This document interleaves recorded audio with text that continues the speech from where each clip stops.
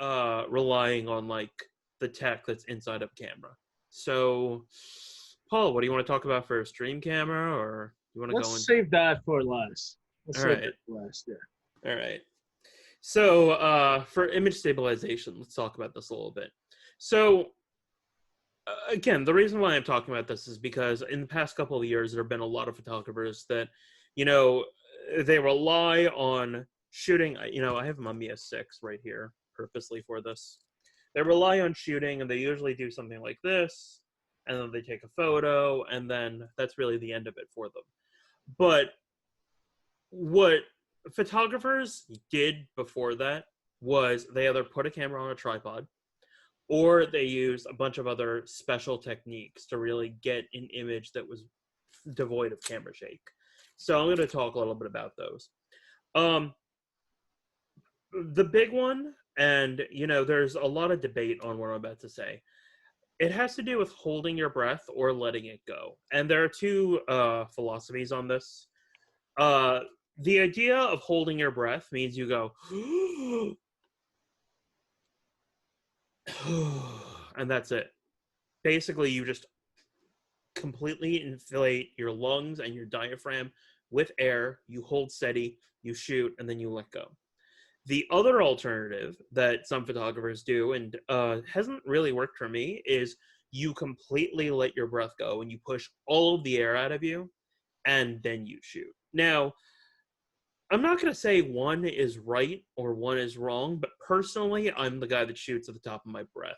And I've heard two different philosophies on this in terms of the laws of physics. So when you fill your diaphragm and your lungs up, it means that you're basically solid, you're rock hard, and you're not supposed to move. And when you combine that with very good techniques, like I'm about to demonstrate in a little bit, you can get a blur-free image. And that's the way that I was taught to shoot.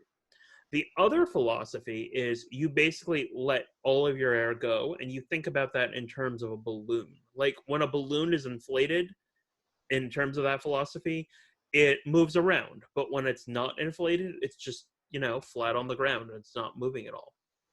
So that's one way of doing it. But you have to combine those with other, I don't want to say proper hand-holding techniques. You know, I hate saying that, but tried and true. I guess that's really what I could say, right, Paul? Yeah, you could say that. I mean, yeah. Yeah. Well, just to So add, also the holding your breath technique. It's also used by people in the military. Snipers use the same thing. yeah, I was gonna say that, but then there are other snipers that are like, "Oh no, I let my breath go." I'm like, Well, okay, some also whatever. take drumming too. So Yeah, I know, but I'm not gonna tell everyone to do no, that before they don't take. do that. No. I was about to say, Yeah. like, um, so there are proper hand holding techniques. A lot of people, you know, they shoot like this, and this is not good. You know why? Because your elbows are out and about. So let's say you're in a pit and someone wants to photograph. You know, they can suddenly hit your elbow, and then you're just like that. You're just jerking around.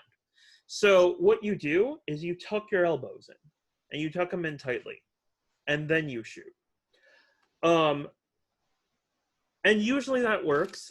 Sometimes, you know, I've heard some complaints about like, oh, that doesn't work for me because of my body shape, and I understand that. So I've sat there, I've studied these quite a bit, and you know, I've changed body shapes as well too over the past couple of years. I used to be slightly obese, and then I lost a lot of weight, and these methods have still continued to work for me.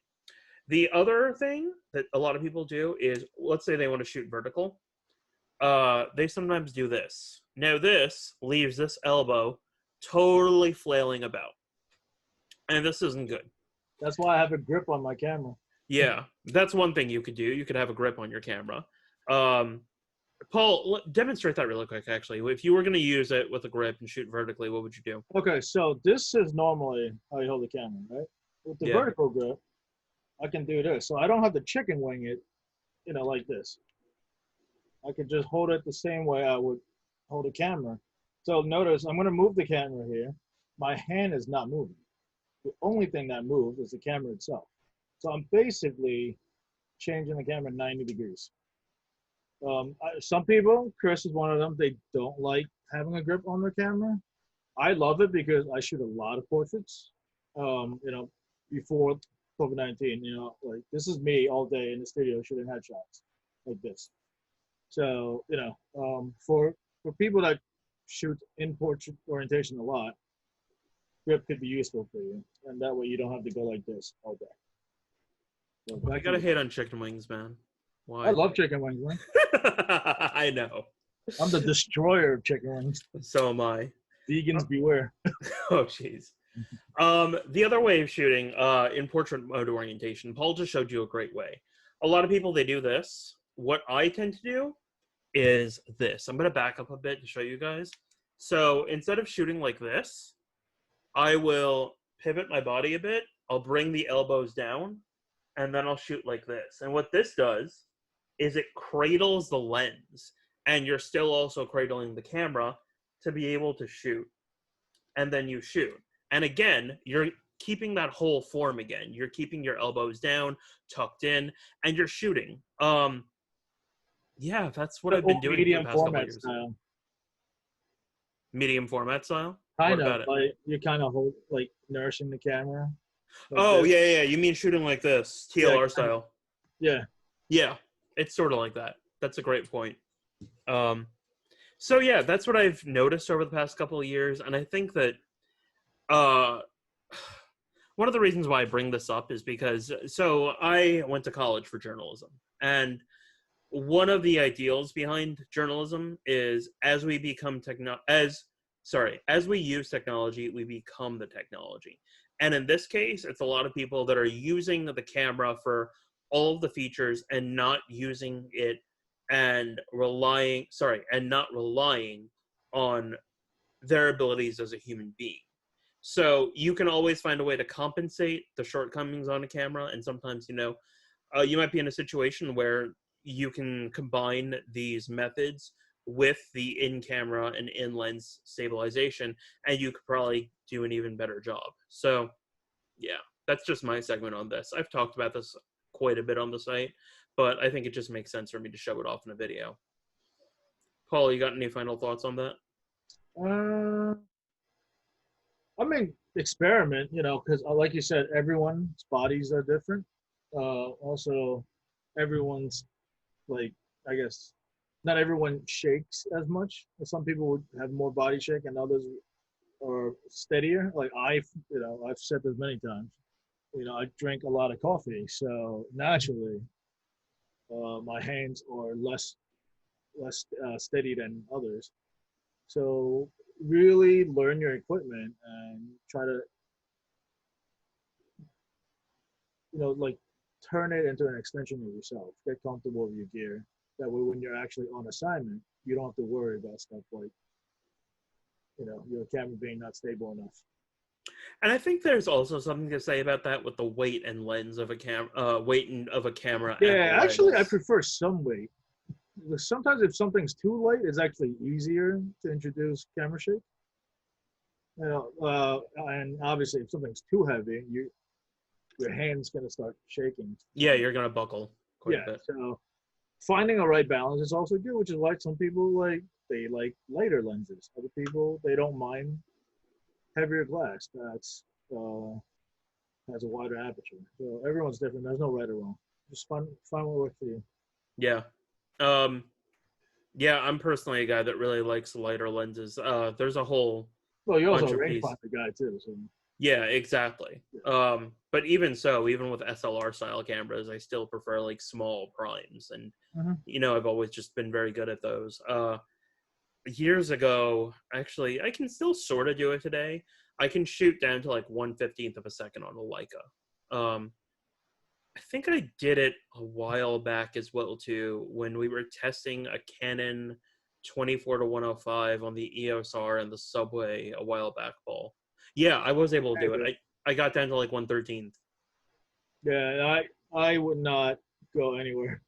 My general rule is I don't go below the reciprocal of the shutter speed of the focal length. Yeah, that's just me.